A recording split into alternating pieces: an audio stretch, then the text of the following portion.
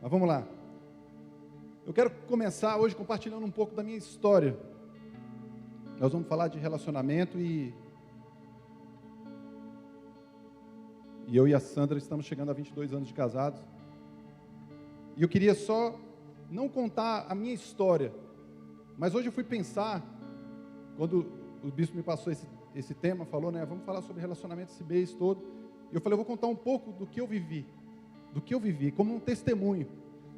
Mas eu comecei a fazer uma análise mesmo desse período, desse tempo que eu e a Sandra estamos juntos.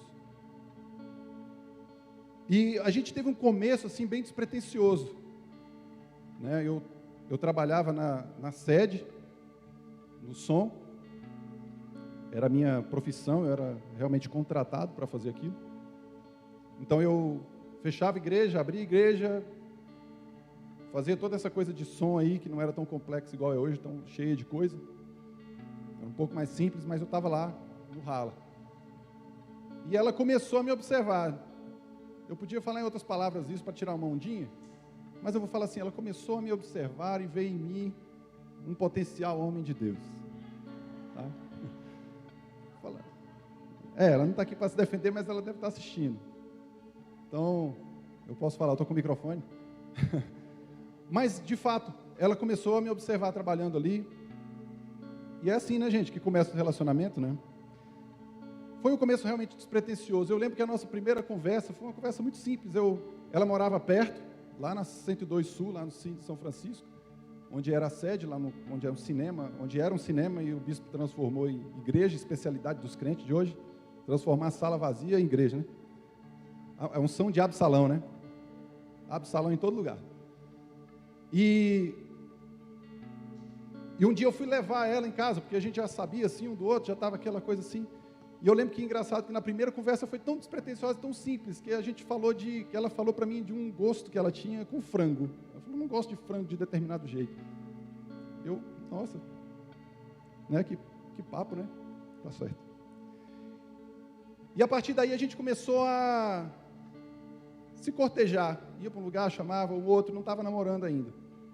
No dia 30 de outubro de 1900 Desculpa, gente, eu não queria fazer essa denúncia assim tão clara, né? Mas a Sandra já assumiu mesmo. Então, 30 de outubro de 1996, a gente selou o nosso namoro com um beijo cinematográfico na torre de TV. Tinha um sol lá, nuvens ao redor, foi uma maravilha. Foi o quê? A Adriana está falando alguma coisa? Do lado de um poste? Estava aceso, pelo menos? A luz do alto. Queridos, e de um começo despretensioso, essa relação foi amadurecendo. E eu percebi aqui que tem intercalados aqui alguns períodos. Então tem um período de um começo despretensioso, com o amadurecimento da relação, porque a gente entendeu o nosso propósito em Deus.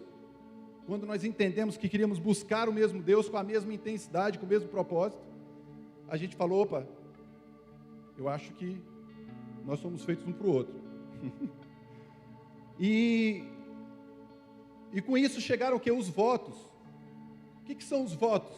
Quando você faz um voto com alguém, é o quê? É um pacto, é uma aliança, é você estabelecer ali, naquele lugar. Hoje, muitas pessoas têm feito pouco caso dos votos. As pessoas, quando pegam a raiva, quando pegam a vingança, quando pegam a ira, quando ficam desgostosos com a vida, eles esquecem dos votos que foram feitos diante de Deus. Que aquilo ali é feito diante de Deus.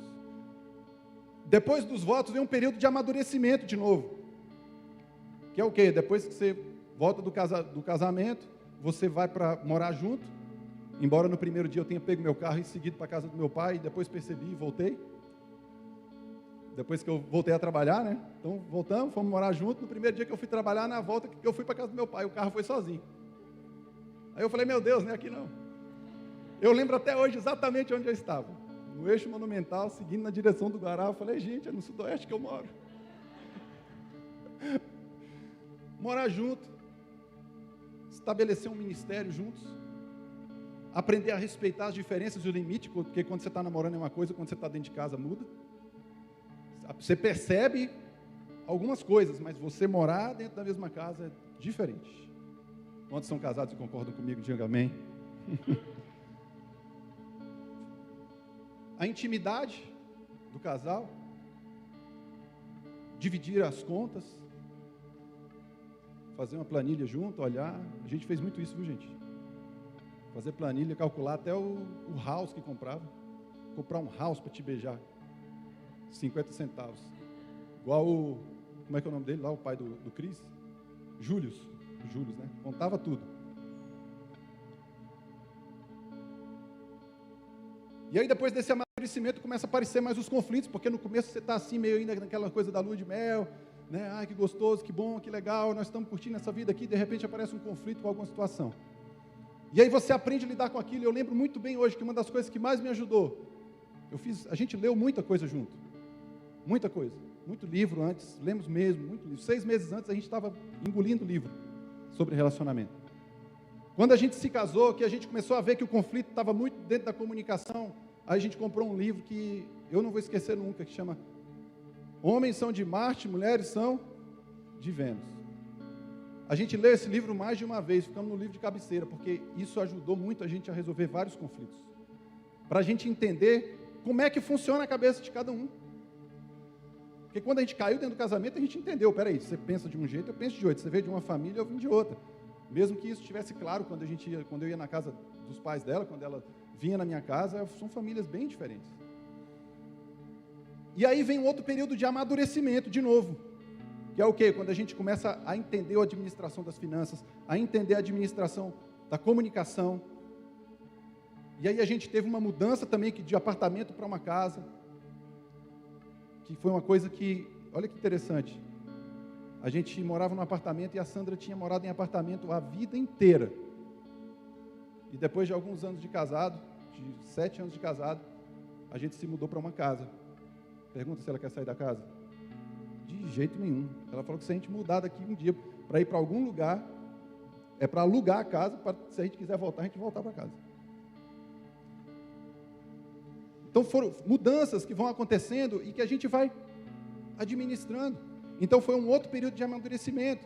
E aí, de repente, a gente mudou para essa casa, a Sandra estava grávida do Jonatas, no dia 12 de outubro de 2007, a gente se mudou para essa casa. Aliás, de 2006, a gente se mudou para essa casa e no ano seguinte o Jonatas nasceu. E aí, querido, mais aprendizado, em cima daquilo que a gente já tinha aprendido, mais aprendizado. Porque a gente aprendeu a fazer isso, a gente aprendeu a aprender um com o outro.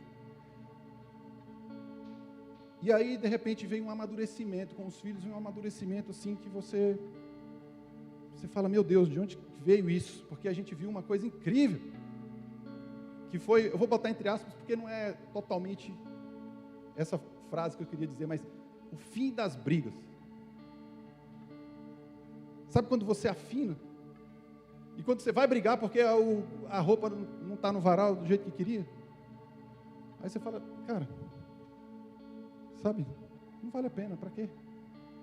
Você vai brigar porque né, tinha uma confusão lá em casa, que eu vou confessar aqui, talvez alguns já saibam dessa confusão. Tinha uma confusão lá em casa que era o seguinte, o ralo do banheiro está entupido de cabelo. Quem é que tem cabelo lá em casa? Né? O pouca telha aqui que não é. Amor, o ralo está cheio de cabelo. Eu tenho que pegar toda vez. Ah, não sei o que, tá. E aí deu umas confusõezinhas assim pequenas. Eu falei um dia, quer saber? O que custa eu pegar esse cabelo e jogar na lixeira, cara? Depois de alguns anos, né? Aí você se manca de que você, meu Deus, para que essa confusão? Terminou o banho, ia lá, puxava aqueles cabelos lá, joga na lixeira, acabou. Não gastava nem 30 segundos para fazer isso, irmão.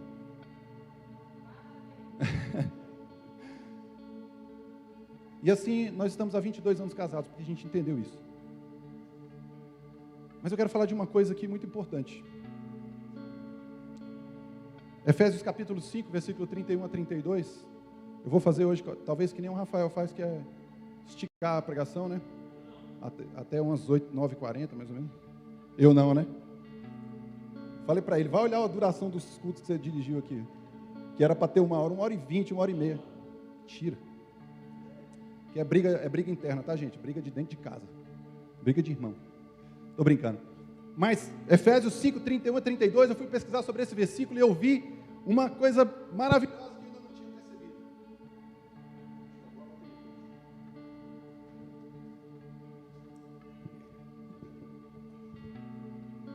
Entendi que ia acabar a bateria, né? Efésios 5, 31 fala uma coisa, pode até baixar um pouquinho. Efésios 5, 31 e 32 diz o seguinte: como dizem as Escrituras Sagradas, é por isso que o homem deixa seu pai e a sua mãe para se unir com a sua esposa, e os dois se tornam uma só pessoa. Eu creio que,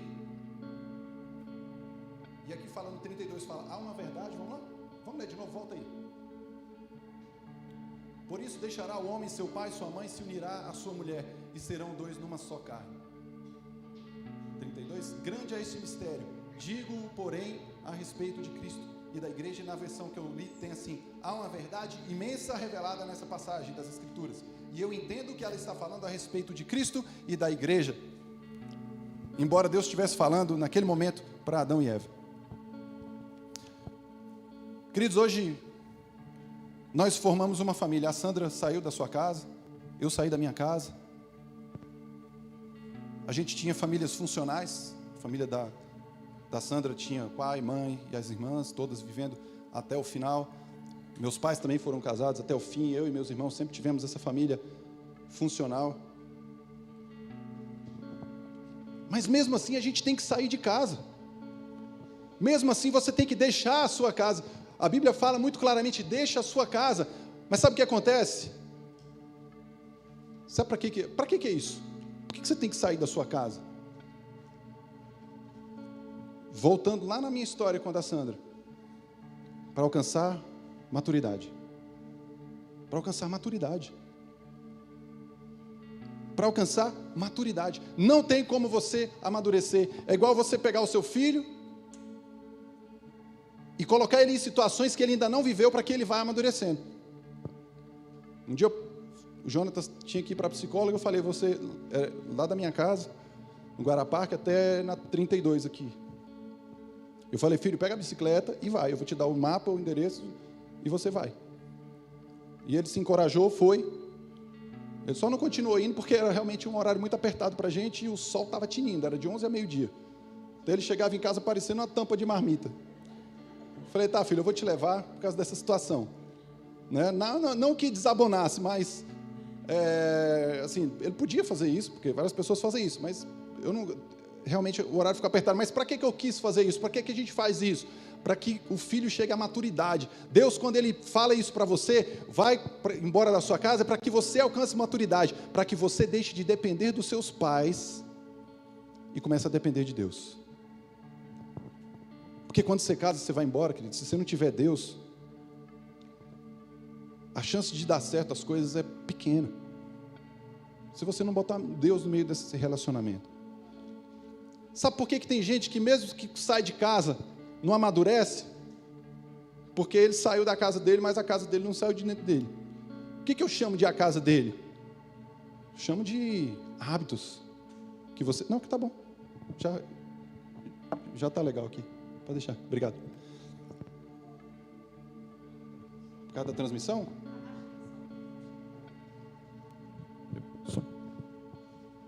Oi. Então, às vezes, os hábitos, ruins ou bons, eles não saem de você. Você saiu da sua casa, mas os hábitos não saíram de você, assim ou não é? E aí você tem que começar a abrir mão. E aí é a hora em que a pessoa que não tem sabedoria, que não tem entendimento, querido, isso está no princípio básico da vida cristã. Sabe o que é? Você pensa que não tem nada a ver uma coisa com a outra, mas quando você tem o seu coração quebrantado, quando você tem o seu coração propenso ao arrependimento, você consegue abrir mão de coisas que você pode abrir mão mais fácil. Você consegue abrir mão, por exemplo, do orgulho, de você falar assim, é assim que eu sou, é assim que vai ser, se você quiser me aguentar, é desse jeito. Sabe o que o outro cônjuge com sabedoria vai dizer? Tudo bem, se você não quiser mudar, não tem problema, agora isso me incomoda. Aleluia. Agora, se você tem saúde emocional para abrir mão, sabe o que você vai ganhar? Querido, crédito para você poder manter aqueles hábitos que são bons. Quando você abre mão de um hábito, seu cônjuge, seu parceiro, sua parceira, aquele que anda com você ali, ele fala assim, realmente, ele quer construir uma vida comigo. Ele abriu mão de algo que ele acreditava muito. Sabe o que essa pessoa quer? Ela quer só, vamos dizer assim, uma prova de amor. Uma prova de que você pode abrir mão daquilo que você era para se tornar o que você é. E ainda bem que eu fiz isso. Que eu não poderia ser o adolescente casado que eu era quando eu era solteiro. Misericórdia, porque com 23 anos eu ainda era um adolescente. 22. Um pouco antes disso, assim, sei lá, uns 3 anos antes disso, eu era crente, tá, gente? Mas não parecia, não. Tem que parecer crente, né? O pessoal fala que tem que parecer crente, mas eu andava só de preto, porque era o roqueiro, né? O roqueiro de Cristo, tá, gente? Mas de unha pintada, o cabelo horroroso, a unha preta. Andava muito doido. Não, tinha cabelo. Tinha. Não parece, não. Eu nasci com cabelo, tá, Rodrigo? Eu nasci com cabelo. Eu tive cabelo até uma certa idade. Eu acho que Deus Quando eu deixei o cabelo crescer na adolescência, ali com uns 17, 18 anos, que eu ainda era adolescente, né? A Sandra que me expulsou da adolescência. Quando eu tinha mais ou menos essa idade, eu resolvi deixar o cabelo crescer um pouco. E Deus falou, pois eu vou te dar um jeito agora, para você parar de ser feio desse jeito, vai cair agora. Acredito que foi isso. O cabelo do ralo era meu, não era não. Não, quando eu casei já não tinha essa coisa toda, não. Aí eu já coisava, já raspava. Então você dá uma prova de crédito. Mas eu fiz uma pergunta um pouco antes, antes de entrar nesse assunto, que foi o quê? De quem você vai depender quando você sair da casa dos seus pais? Porque tem uma coisa que eu acredito muito, de verdade. E eu já falei isso para os meninos. Eu falei, sabe por quê? Sabe por que Deus não vem pessoalmente falar com você assim, e você ouvir a voz de Deus e falar assim, nossa, eu senti Deus, não que não vai acontecer, mas vai acontecer uma hora, porque a voz de Deus na sua vida sou eu. Deus me deu essa missão. Eu tenho esse papel hoje. Claro que vai chegar uma hora que você vai escutar a voz de Deus, você vai sentir o Espírito Santo dentro de você, você vai encontrar esse momento, mas nesse momento, enquanto você está aqui sob a minha tutela, a voz de Deus na sua vida sou eu. Eu ensino para você o caminho que você deve andar. E depois que você sai da casa do seu pai e da sua mãe, você tem que depender de Deus. É claro que ali tem quem é que vai cuidar de você, né? Os pais cuidam de você. Mas depois passa um momento em que você e o outro tem que cuidar um do outro. Vocês têm que se cuidar. E se alguém não se sente cuidado nessa situação, se sente ofendido, se sente triste, se sente mal. E é nessa hora que entra, sabe, uma ajuda. Entra um líder. Gente, sério, tem gente que tem uma certa resistência, uma certa ojeriza à liderança. Deixa eu falar para você. O que eu e a Sandra nos tornamos, como casal, como pais, foi tudo em primeiro lugar por causa de Deus, por causa da aliança que a gente tem com Ele. E em segundo lugar, por causa de pessoas que nos ajudaram. Nós sempre tivemos líderes que nos ajudaram. Sempre tivemos líderes que nos acompanharam. Às vezes você fala assim, não, ninguém vai meter a colher no meu casamento. Não, querido, se não meter a colher no seu casamento, a sua massa não vinga. Não vai. Precisa. Com líder já é complicado, porque, né, às vezes chegam uns atendimentos, eu escuto umas histórias do atendimento, né, Adriana? Quero detonar meu marido hoje no atendimento. Ela falou isso sábado, por isso que eu estou falando aqui. Ela falou no microfone, ao vivo, para todo mundo, está gravado na internet. Até o povo lá na Rússia pode ver isso. Hoje eu detono ele no atendimento. E até quando você tem essa intenção, aí chega um líder para você e te quebra. E fala o quê? Tudo passa. Tudo passa. Mas ele... tudo passa. Gente, essa frase, tudo passa, ajudou tanta gente. Quando a gente teve o Jonatas, porque o primeiro filho é um desespero, né? O segundo você joga assim, dá com o pé, apara no braço, pega o outro com a perna, né? Pega o menino, enfim, o primeiro é um desespero total. Você acha que sabe das coisas. Quando aquele trem, aquele polvo, está nos seus braços ali sacudindo, você fala, misericórdia, o que eu faço? E... por que eu estava falando isso mesmo? Por que eu estava falando isso? Tudo passa. e uma pessoa na rua, lá no meu condomínio, usada por Deus, aleluia, pela vida dela, porque ela é crente também. Podia até não ser, né? Podia ser a mula de balão, mas era uma mulher crente, uma pessoa, né? A Carla. A gente contando as histórias para ela, o que acontecia, e ela vira para a gente e fala assim: tudo passa. Gente, como é que uma frase de duas, é igual Jesus chorou, tudo passa, resolveu tanta coisa na vida da gente. Alguém de fora que meteu a colher nas coisas que a gente estava fazendo. Então a gente precisa de um líder. Então a gente, antes de casar, a gente tinha líder. Depois que a gente casou, a gente teve líder. Eu posso dizer todos: pastora Sandra Botelho, pastor Silvério Pérez, que quase morreu de Covid, pastor Geraldo Alcântara, depois pastor Gustavo Almeida, depois bispa Ana Célia, pastor Júnior, pastora Flávia, pastor Fred, pastora Carla, e hoje a gente está aqui com os bispos. Todos meteram a colher no meu casamento. Eu falei: gente, pode meter a colher, sim ou não? Pode falar, gente. É claro que quando a gente chegou aqui, o bispo teve uns atendimentos que ele falou assim: e aí, tudo bem? Tudo bem. Ah, então acabou o atendimento. Típico, né, do bispo. Aí ficava conversando, potoca. Mas, gente, isso, né, aconteceu isso. Mas, gente, olha que coisa maravilhosa. O que a gente estava estabelecendo ali? Mesmo nesse atendimento, a gente estava estabelecendo relacionamento. Eu falei: gente, que bom que está tudo bem. Graças a Deus, a gente pode conversar outras coisas que não seja problema. Vocês são uma bênção na minha vida, glória a Deus por isso. Vamos conversar qualquer coisa, que eu nunca tive essa oportunidade. Mas não é que a gente não tem problema, a gente tem. O que mudou foi a forma de agir com eles. A forma de encarar eles. Por quê? Porque a gente resolveu sair da casa do nosso pai e da nossa mãe. Tem uma coisa que é figura no nosso relacionamento, no nosso casamento, que a gente usa. Gente, são coisas simples. Às vezes você quer complicar, fazer uma coisa mística. Não, meu casamento, Deus vai vir, e na hora do meu casamento vai aparecer um arco-íris em cima de nós. Sabe qual foi um dos símbolos que a gente tomou para nós, como que a nossa aliança era forte, e como que a nossa aliança era representativa do que a gente é? Porque a gente adotou usar na cozinha uma tesoura. Na casa dos pais da Sandra, ninguém nunca tinha usado tesoura na cozinha, não tinha esse hábito. Tesoura assim para cortar a comida, sabe, uma tesoura só para isso. Cortar, sei lá, qualquer coisa que precise, embalagem. Não tinha isso, a tesoura. Na casa do meu pai também a tesoura era uma coisa que ficava junto com as coisas de costura e etc. Não tinha uma tesoura na cozinha. Um dia a gente percebeu isso, a gente falou: amor, olha que legal. Uma coisa que a gente estabeleceu, como foi a Sandra que percebeu, uma coisa que a gente estabeleceu dentro do nosso relacionamento, dentro do nosso casamento. Uma coisa tão simples que representa aquilo que nós nos tornamos. Seres que se uniram para construir uma vida nova, mas que deixaram a casa dos seus pais, mas que tratam eles com mais respeito agora do que antes. Porque, graças a Deus, eles também entenderam que eles não podiam interferir tanto no nosso casamento, a não ser que a gente chegasse e perguntasse: pai, mãe, ajuda a gente em alguma coisa. E, querido, depender de Deus sempre foi algo tão fantástico na nossa vida. Porque depender de Deus faz você fazer coisas que você talvez não fizesse. Eu vi muitos relacionamentos em que uma pessoa do casal,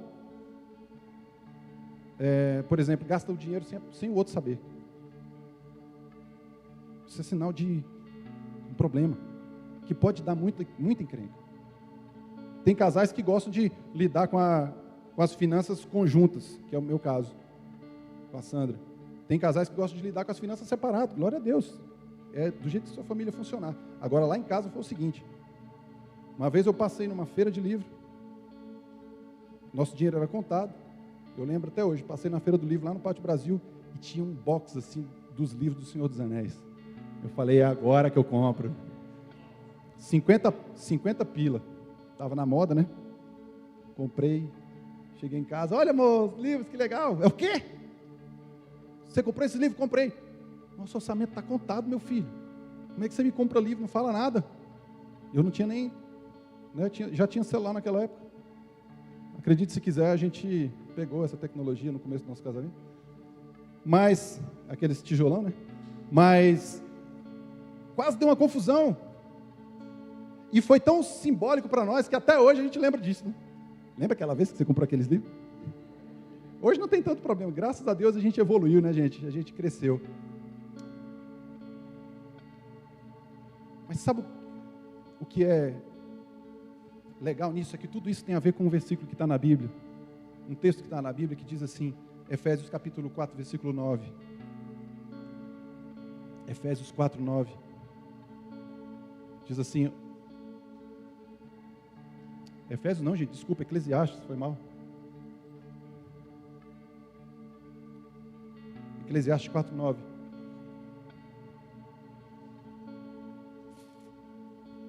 Diz, melhor é serem dois do que um, porque tem melhor paga do seu trabalho. O que mais? Porque se um cair, o outro, o seu companheiro, mas ai do que estiver só, pois caindo não haverá outro que o levante. 11. Também se dois dormirem juntos, eles se aquecerão, ou se aquentarão, mas um só, como se aquentará? 12. Não é? Quem é, né? Dorme de conchinha aí, eu não gosto. E se alguém quiser prevalecer contra um, os dois lhe resistirão. Diga aleluia. Mas tem um elemento aqui, querido. Quantos entendem que dois são melhor do que um? Mas deixa eu te falar um negócio.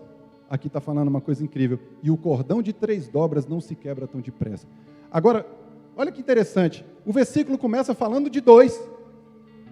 E de repente aparece o terceiro. Sabe que uma trança se faz com 3, né? Uma trança se faz com 3. Seja lá o que for, de cabelo, de corda. Se faz com 3. Aquilo ali aguenta muito mais pressão do que se você botar uma só ou 2 juntas. Agora, eu te pergunto, a Bíblia está falando aqui, é melhor serem um cordão de 3 dobras. Ou seja, Deus está no meio disso. Quando você faz uma aliança com alguém, um voto com alguém no altar, querido, aquele altar ali não importa de que religião, ou se a pessoa é ateu, seja lá o que for, mas quem estabeleceu a aliança entre homem e mulher na Bíblia foi Deus. Aqueles votos ali estão sendo feitos diante de Deus. Só que, se você não junta com o seu cônjuge para fazer as 2 dobras, como é que você vai botar a terceira? Como é que você vai botar a terceira? Se o casal não tem essa unidade, se o casal não entende que eles precisam estar entrelaçados nas suas vidas, nas suas decisões, na sua vida com Deus, no seu entendimento do que é, do que são as coisas, de como que é um, de como que é outro, se não tiver essa disposição de se arrepender e falar, eu errei com você, desculpa, independente de você estar errado ou não, eu fiz isso muitas vezes, no meu casamento, muitas vezes eu morri, porque a palavra de Deus diz que o homem deve amar a sua esposa como Cristo amou a igreja. Cristo amou a igreja, perdoando a igreja, independente do que ela fizesse. É claro que eu errei muitas vezes, mas muitas das vezes que a Sandra errou, eu fui lá e me arrependi, pedi perdão e falei desculpa. Porque eu quero ser essa corda que junto com ela recebe essa terceira corda. Porque um do casal pode se enrolar lá com Deus, não tem problema, mas são 2. O outro pode também tentar ter um relacionamento com Deus, estabelecer um relacionamento com Deus, mas se não tem liga, querido, não é um cordão de 3 dobras. Então a gente precisa se entender. Eu estou falando aqui como se estivesse falando para casado, mas você que é solteiro, deixa eu te falar uma coisa, eu escutei muita palavra para casal antes de casar. Muita, eu gostava de ir. Engraçado que eu não ficava preocupado, sabe? Ai, estou doido para casar. Cadê a varoa? Cadê a varoa? Cadê a varoa? Não ficava.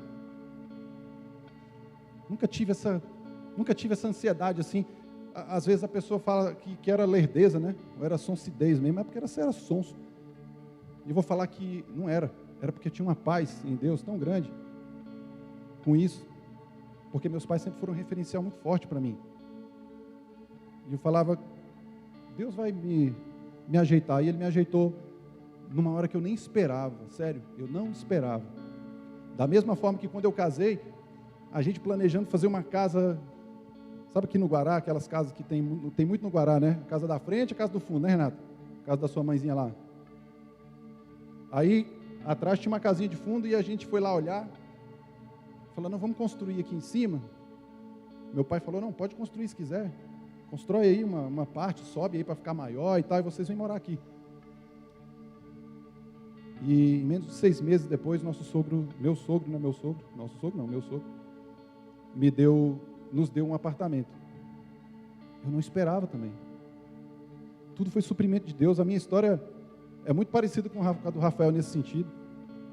Sendo que a do Rafael é mais forte, porque ele não era normal. Mas... tu não é ainda não, né, Rafael? Mas, querido, deixa eu te falar uma coisa. Malaquias 2,14 diz o seguinte: porque o Senhor foi testemunha da aliança entre ti e a tua mulher da tua mocidade, com a qual tu foste desleal, sendo ela companheira e mulher da tua aliança. Não seja desleal. Aqui não está falando só de divórcio, de você ser desleal. O relacionamento que Deus estabeleceu aqui, querido, veja o que o apóstolo Paulo fala lá em Efésios, que a gente acabou de ler agora há pouco. O relacionamento do homem e a mulher é um espelho do relacionamento entre Cristo e a igreja. Como é que você pode ser desleal com o seu cônjuge, se o relacionamento entre Cristo e a igreja tem que ser único, puro, santo? Você acha que Deus recebe? O que aconteceu com as noivas imprudentes que não tinham azeite na sua botija? Ficaram de fora. Meu irmão, se você não colocar o azeite da presença de Deus na sua casa, na sua vida, nos seus relacionamentos, não estou nem falando só de casamento, mas principalmente de casamento, se você não botar azeite, a engrenagem enferruja e vai estragar. Fala misericórdia. Chega a ficar, né, meio triste, né? Mas é isso. Quando você tem lá na sua casa, lá, eu sou uma pessoa que eu detesto acordar as pessoas, né? Eu tive que aprender isso agora, porque os meninos estão acordando muito cedo e eu acordo também para ir trabalhar, então, mas eu tenho uma rejeição, não gosto de acordar ninguém. Acorda fulano. Não pede isso para mim, não. A pessoa está lá sossegada, eu vou lá acabar com o sossego. Então, as portas lá de casa sempre estavam azeitadas. Porque se eu sair assim, o negócio fizer... droga. Eu até gosto quando a gente dorme assim com o ventilador ligado forte, né? Porque aí eu posso fazer outros barulhos que não tem problema. Parece que... Não tem trocadilho aqui não, bispo, calma. Queridos, o nosso relacionamento com Deus, ele vem primeiro. Amém ou não? Porque é Ele que põe o azeite nas engrenagens do seu relacionamento. Mas não adianta um só, tem que ter os dois. E não adianta o um apontar para o outro e falar: é culpa sua. Você que tinha que ter ido, você que tinha que ter feito, apesar de que o papel disso tem que ser primordialmente do homem, trazer Deus para o seu relacionamento, porque a palavra de Deus diz, nesse mesmo texto de Efésios, que o homem limpa a esposa pela palavra.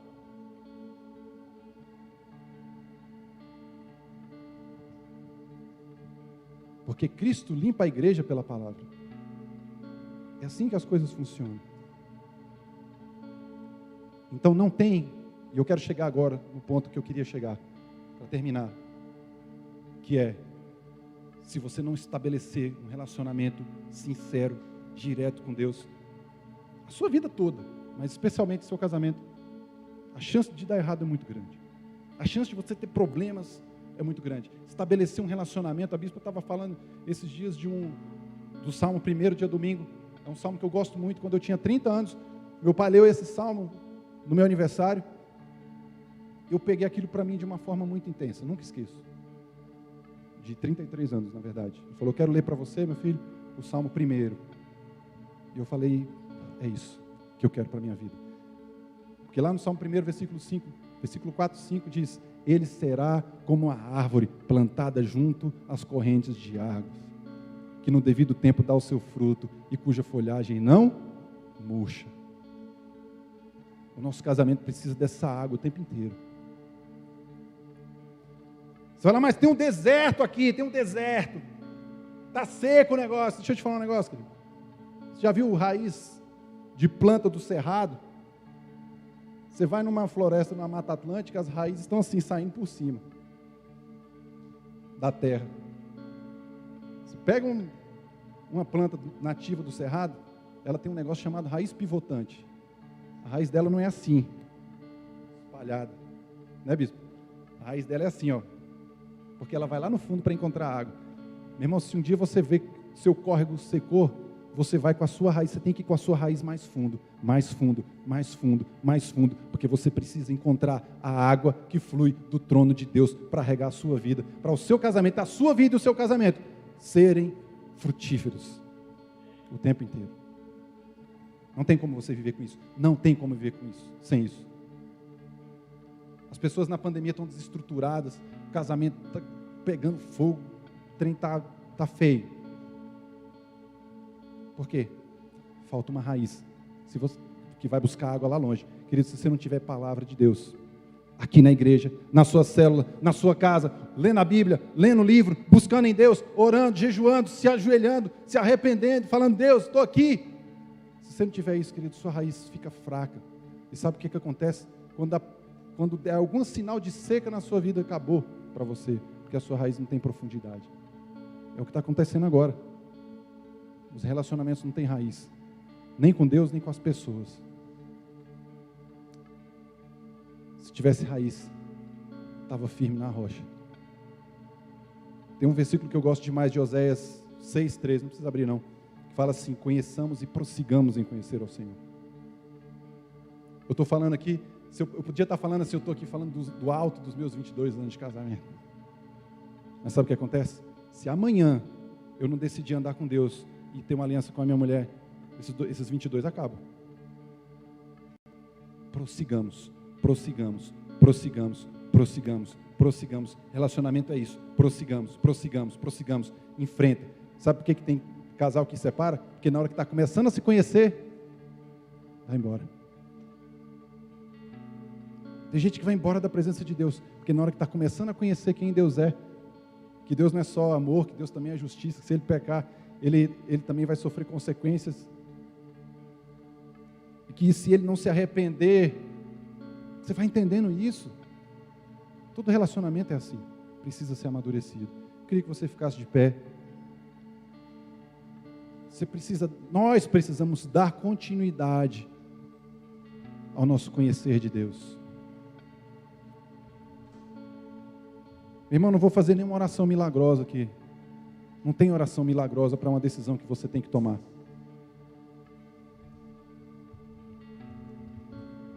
Não tem oração milagrosa quando a sua decisão é ficar no raso.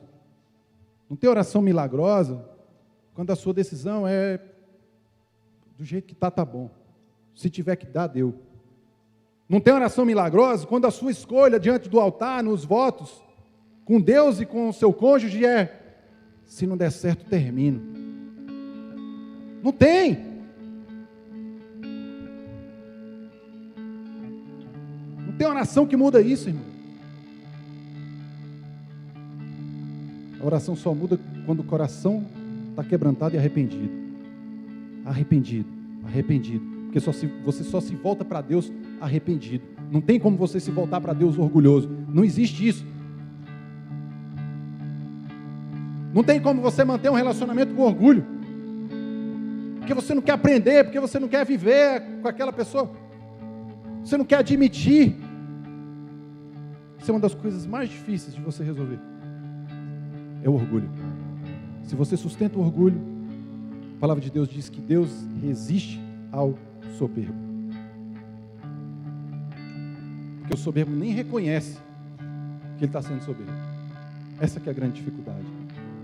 Mas se você se prostrar, mesmo com esse sentimento, diante de Deus e falar, Deus, eu me arrependo, eu quero mudar, quebra a minha soberba. Sabe como é que você quebra a soberba? Pedindo perdão.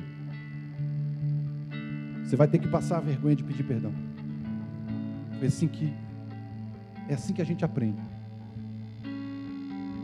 E assim você prossegue a conhecer ao Senhor. Este lugar onde você conquista isso é no Senhor. É na presença de Deus. Este lugar é no Senhor. Este lugar é no Senhor. Este lugar é no Senhor. Este lugar é no Senhor. Diga, és tudo que eu preciso.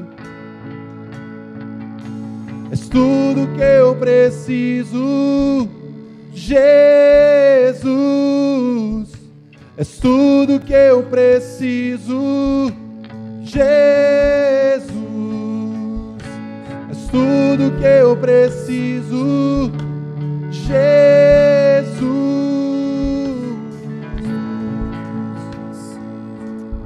Queridos, em nome de Jesus, que a palavra do Senhor possa encontrar lugar no seu coração essa noite. Que essa palavra encontre lugar nessa terra e que essa terra seja fértil em nome de Jesus. Que você possa abrir mão daquilo que tem te atrapalhado. Que você possa abrir mão do orgulho. Que você possa se arrepender. Que você possa abrir mão dos seus conceitos, daquilo que você acha que é certo. Para entender que Deus é que está certo. Que as pessoas ao seu redor precisam do seu entendimento, da sua tolerância, da sua capacidade de entrar na vida do outro e perceber como ela se sente, como ela tem vivido. Oh Deus, em nome de Jesus, e que em primeiro lugar na sua vida, que você prossiga em conhecer ao Senhor. Conheça hoje e amanhã você prossegue. Conheça amanhã, depois de amanhã você prossegue. Não pare de buscar o Senhor em nome de Jesus. O Senhor te abençoe e te guarde, que Ele faça resplandecer o seu rosto sobre ti e te dá paz. Deus possa se revelar para você essa semana toda em nome de Jesus. Que você possa crescer e afastar o medo da sua vida nesses dias de pandemia. Que o seu coração encontre paz para as suas angústias em nome de Jesus. Tenha uma semana abençoada. Dê uma salva de palmas ao Senhor. Aleluia, uma salva de palmas bem forte. Nós oramos, Senhor Deus, pela Sirlene, Deus, a sua saúde, a sua família. Nós oramos pela família da Ana Maria também, a saúde, a cura, a conversão, a restauração da saúde da sua cunhada, também pela Antônia Soares Ferreira. O Luciano pede pela família, os amigos, a Marilene também pela família, a Maria Maricida, a Rosário. Quantos pedidos pelas famílias? O Alessandro também pela família, a Fran pede pela família, pelo Wilson Moreira, que está na UTI com Covid, pela Tiana, sua família, sua vida, seus vizinhos, pela Milene, a cura, a Sara, pela saúde da sua família, o Murilo também, a família, a Ana Carolina, pela cura da depressão de Juarez, da Andréia, o Arthur, a família, amigos, por ele e por todos que estão com Covid, a Eliana, pela proteção do Senhor sobre as nossas vidas, que o anjo da cura possa alcançar cada um desses, em nome de Jesus, que tem se sentido incomodados, que têm se sentido doentes pelo Covid ou pela ansiedade que esses dias têm deixado, em nome de Jesus. Dê mais uma salva de palmas ao Senhor, amém? Glória a Deus. Queridos, nós vamos sair escalonados, tá? Então, esse grupo aqui, como sempre, essa coluna, pode ir, nós pedimos para que você, infelizmente, a gente não pode ficar na igreja, então, vamos para as nossas casas.